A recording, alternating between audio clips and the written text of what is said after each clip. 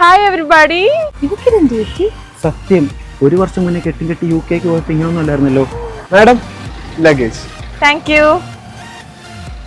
Balance. Keep the change for champ. നീ ഇതെപ്പോ ഒന്ന്? ഞാൻ നേരെ എയർപോർട്ടിൽ നിന്ന് വരികയാണ്.